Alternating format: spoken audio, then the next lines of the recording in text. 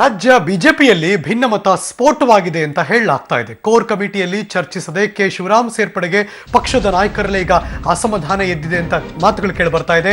BS ಯಡಿಯೂರಪ್ಪನವರ ಏಕಪಕ್ಷೀಯ ನಿರ್ಧಾರಕ್ಕೆ ಕೆಲ ನಾಯಕರು ಈಗ ವಿರೋಧವನ್ನು ವ್ಯಕ್ತಪಡಿಸಿದ್ದಾರೆ. ಶಿವರಾಮ್ ಪಕ್ಷ ಸೇರ್ಪಡೆ ಕಾರ್ಯಕ್ರಮದಿಂದ ದೂರ ಉಳಿತಿದ್ದಾರೆ ಅಂತ ಮಾಹಿತಿ ಬರ್ತಾ ಇದೆ. ಕೇಂದ್ರ ಗೃಹ ಸಚಿವ ರಾಜನಾಥ್ ಸಿಂಗ್ ಬರ್ತಾ ಇದ್ರು ಕೂಡ ಅನ್ಯ ಕಾರ್ಯಕ್ರಮದ ನೆಪವನ್ನ ಹೇಳಿ ಈ ಕಾರ್ಯಕ್ರಮದಿಂದ ದೂರ ಉಳಿಯೋದಕ್ಕೆ ನಾಯಕರಾದ ಜಗದೀಶ್ ಶೆಟ್ಟರ್, ಪ್ರಹ್ಲಾದ್ ಜೋಶಿ, ಈಶ್ವರಪ್ಪ ನಿರ್ಧಾರ ಮಾಡಿದ್ದಾರೆ ಅನ್ನೋ ಮಾಹಿತಿಗಳು ಇದೀಗ ಬರ್ತಾ ಇದೆ. ಇದೀಗ ಬರ್ತಿರೋ ಬ್ರೇಕಿಂಗ್ ನ್ಯೂಸ್.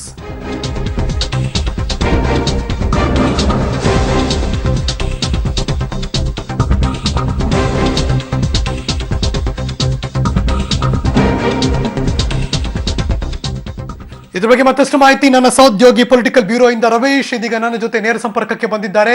ರಮೇಶ್, ನಮಸ್ಕಾರ. ನಮಸ್ಕಾರ ಹರೀಶ್. ಇತ್ತೀಚಿನ ದಿನಗಳಲ್ಲಿ ಗಮನಿಸಿದ್ರೆ ಭಾರತೀಯ ಜನತಾ ಪಕ್ಷದಲ್ಲಿ ಒಂದು ರಾಯಣ್ಣ ಬ್ರಿಗೇಡ್ ಬಂತು, ಮತ್ತೆ ಅಲ್ಲಿ ಬಿಜೆಪಿಯಲ್ಲಿ ಭಿನ್ನಮತ ಅನ್ನೋ ಮಾತು, ಒಂದನ್ನು ಶಮನ ಮಾಡಬೇಕಾದ್ರೆ ಇನ್ನೊಂದು ಶುರುವಾಗ್ತಾ ಇದೆ. ಇದ್ರ ಬಗ್ಗೆ ಏನಿದೆ? ಹರೀಶ್, ಈಗಾಗಲೇ ಬಿಜೆಪಿ ಮತ್ತೆ ಬಿಜೆಪಿಲಿ ಒಂದು ರೀತಿಯಲ್ಲಿ ಮುಸುಕಿನ ಗುದ್ದಾಟ ಮುಂದುವರಿತಾ ಇದೆ ಅಂತ ಹೇಳ್ಬೋದು. ಯಾಕೆಂದ್ರೆ ಈಗಾಗಲೇ ಕೆ ಶಿವರಾಮ್ ಅವರನ್ನ ಪಕ್ಷಕ್ಕೆ ಸೇರ್ಪಡೆ ಮಾಡ್ಕೊಳ್ಬೇಕಾದ್ರೆ ಯಡಿಯೂರಪ್ಪ ಅವರು ಕೂಡ ಕೋರ್ ಕಮಿಟಿ ಸಭೆಯಲ್ಲಿ ಚರ್ಚೆ ಮಾಡಿದ್ರು, ಮತ್ತೆ ಎಲ್ಲರೂ ಕೂಡ ಅದಕ್ಕೆ ಒಪ್ಪಿಗೆಯನ್ನು ಕೊಟ್ಟಿದ್ರು ಅಂತಲೂ ಕೂಡ ಯಡಿಯೂರಪ್ಪ ಅವರ ಮೂಲಗಳ ಮಾಹಿತಿಯನ್ನು ಹೇಳ್ತಾರೆ.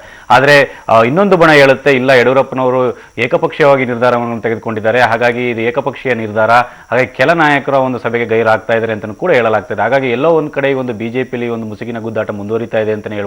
ಹಾಗಾಗಿ ಇವತ್ತು ರಾಜನಾಥ್ ಸಿಂಗ್ ಅವರ ನೇತೃತ್ವದಲ್ಲಿ ಏನು ಕಾರ್ಯಕ್ರಮ ಇದೆ, ಒಂದು ಕಾರ್ಯಕ್ರಮದಲ್ಲಿ ಒಂದು ಕೇಂದ್ರ ಸಚಿವರು ಇಬ್ಬರು ಕೂಡ ಭಾಗವಹಿಸ್ತಾ ಇದ್ದಾರೆ.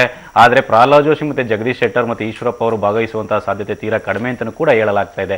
ಹಾಗಾಗಿ ಮತ್ತೊಂದು ಕಡೆ ಈಗಾಗಲೇ ಒಂದು ದಲಿತ ಮುಖಂಡರಾಗಿರ್ತಕ್ಕಂಥ ಮತ್ತೆ ಕೋರ್ ಕಮಿಟಿಯ ಸದಸ್ಯರಾಗಿರ್ತಕ್ಕಂಥ ಗೋವಿಂದ್ ಕಾರಜೋಳ ಅವರು ಕೂಡ ಈ ಒಂದು ಸಭೆಯಲ್ಲಿ ಭಾಗವಹಿಸ್ತಾರ ಇಲ್ವಾ ಅನ್ನೋದು ಕೂಡ ಸಾಕಷ್ಟು ಕುತೂಹಲ ಮನೆ ಮಾಡಿದೆ ಅಂತ ಹೇಳ್ಬೋದು. ಹಾಗಾಗಿ ಎಲ್ಲೋ ಒಂದ್ ಕಡೆ ಒಂದು ಬಿಜೆಪಿಯಲ್ಲಿ ಗುದ್ದಾಟ ಮುಂದುವರಿತಾನೆ ಇದೆ ಅಂತ ಹೇಳ್ಬೋದು. ಒಬ್ರಿಗೊಬ್ರು ಯಡಿಯೂರಪ್ಪನವರು ನಮ್ಮ ನಾಯಕರು ಅಂತ ಹೇಳ್ಕೊಂಡ್ರು ಕೂಡ ಇಲ್ಲಿ ಸಮನ್ವಯತೆ ಕೊರತೆ ಎದ್ದು ಕಾಣ್ತಾ ಇದೆ ಅಂತ ಅನಿಸ್ತಾ ಇದೆ. ಡೋಂಟ್ ಯು ಫೀಲ್ ಇಲ್ಲಿ ಪ್ರತಿಷ್ಠೆಯು ಕೂಡ ಒಂದು ಮಧ್ಯ ಅಡ್ಡ ಬರ್ತಾ ಇದೆ? ಬಿಕಾಸ್ ಯಾರನ್ನೊಬ್ರು ತಗೋತೀವಿ ಅಂದ್ರೆ ಇನ್ನೊಬ್ರನ್ನ ಯಾಕೆ ಕೇಳೋದು ಅಂತಾನೋ, ಅಥವಾ ನಮಗೆ ಹೇಳಲೇಬೇಕು ಅಂತ ಇನ್ನೊಬ್ರು ಎಕ್ಸ್ಪೆಕ್ಟ್ ಮಾಡೋದು, ಸಮನ್ವಯತೆ ಕೊರತೆ ಇಷ್ಟು ಮಟ್ಟಿಗೆ ದೊಡ್ಡ ಮಟ್ಟದಲ್ಲಿ ಈ ಭಿನ್ನಮತಕ್ಕೆ ಕಾರಣ ಆಗ್ತಾ ಇದೆ. ನಿಜಕ್ಕೂ ಕೂಡ ಪಕ್ಷದಲ್ಲಿ ಇದೇ ಅಭಿಪ್ರಾಯ ಕೂಡ ವ್ಯಕ್ತ ಆಗ್ತಾ ಇದೆ. ಅಂದ್ರೆ ಎಲ್ಲೋ ಒಂದ್ ಕಡೆ ಕೋಆರ್ಡಿನೇಷನ್ ಒಂದು ಕೊರತೆಯಿಂದಾಗಿ ಕೂಡ ಇದೆಲ್ಲ ಆಗ್ತಾ ಇದೆ ಅಂತ. ಮತ್ತೊಂದ್ ಕಡೆ ಈಗಾಗಲೇ ಒಂದು ಬಿಜೆಪಿಯಲ್ಲಿನ ಮೂಲ ಬೇರೆಗಳೇನಿದೆ ಅವು ಕೂಡ ಹೇಳ್ತಾ ಇದೆ. ಯಾಕಂದ್ರೆ ಯಡಿಯೂರಪ್ಪನವರು ಮೊದಲಿಂದನೂ ಕೂಡ ಅದೇ ಒಂದು ಸಂಪ್ರದಾಯದ ಮೂಲಕ ಅದೇ ವಾತಾವರಣದಲ್ಲಿ ಬೆಳೆದುಕೊಂಡು ಬಂದವರು. ಯಾಕೆಂದ್ರೆ ಅವರು ಹೇಳಿದ ನಮ್ಮ ಬಳಿಕ ಎಲ್ಲರೂ ಕೇಳ್ತಿದ್ರು ಅಷ್ಟೇ. ಈಗ ಎಲ್ಲರನ್ನೂ ಕೇಳಿ ಅವರು ಹೇಳುವಂತ ಒಂದು ಇದಕ್ಕೂ ಕೂಡ ಅವ್ರನ್ನ ತರೋದಕ್ಕೆ ತುಂಬಾ ಕಷ್ಟ ಆಗುತ್ತೆ ಅನ್ನೋ ನಿಟ್ಟಿನಲ್ಲೂ ಕೂಡ ಮಾತುಕತೆಗಳು ನಡೀತಾ ಇದೆ. ಹಾಗಾಗಿ ಎಲ್ಲೋ ಒಂದ್ ಕಡೆ ಒಂದು ಕೋರ್ ಕಮಿಟಿ ಸಭೆಯಲ್ಲಿ ಒಂದು ಚರ್ಚೆ ಆಗದೆ ಈ ಒಂದು ಪಕ್ಷ ಸೇರ್ಪಡೆ ಆಗ್ತಾ ಇದೆ ಅನ್ನೋದು ಕೂಡ ಗೊಂದಲ ಉಂಟಾಗಿದೆ. ಆದ್ರೆ ಯಡಿಯೂರಪ್ಪ ಅವರ ಒಂದು ಆಪ್ತರ ಪ್ರಕಾರ ಇಲ್ಲ, ಕೋರ್ ಕಮಿಟಿಯಲ್ಲಿ ಯಡಿಯೂರಪ್ಪ ಅವರು ಒಂದು ಚರ್ಚೆ ಮಾಡಿ ಅಂದ್ರೆ ಈ ಪಕ್ಷಕ್ಕೆ ಶಿವರಾಮ್ ಅವರನ್ನ ಸೇರ್ಪಡೆ ಮಾಡ್ಕೊಳ್ತಾ ಇದೀವಿ, ನಿಮ್ಮ ಅಭಿಪ್ರಾಯ ಏನು ಅಂತ ಕೇಳಿದಾಗ ನೀವು ಪಕ್ಷಕ್ಕೆ ಸೇರ್ಪಡೆ ಮಾಡ್ಕೊಳ್ಳೋದು ಅಂತ ನೀವು ಈಗಾಗಲೇ ತೀರ್ಮಾನ ಮಾಡಿದ್ದೀರಾ, ಹಾಗಾಗಿ ನಿಮ್ಮ ತೀರ್ಮಾನದಂತೆ ಆಗಲಿ ಅಂತಲೂ ಕೂಡ ಕೋರ್ ಕಮಿಟಿ ಸದಸ್ಯರು ಹೇಳಿದ್ದಾರೆ ಅಂತಲೂ ಕೂಡ ಅವರ ಆಪ್ತ ಮೂಲಗಳು ಹೇಳ್ತಾ ಇದೆ. ಹಾಗಾಗಿ ಎಲ್ಲೋ ಒಂದ್ ಕಡೆ ಒಂದು ಗುದ್ದಾಟ ಮುಂದುವರಿತಾ ಇದೆ ಅಂತ ಹೇಳ್ಬೋದು Harish. Right, thank you so much Ravish, ನಿಮ್ಮ ಎಲ್ಲ ಮಾಹಿತಿಗಾಗಿ.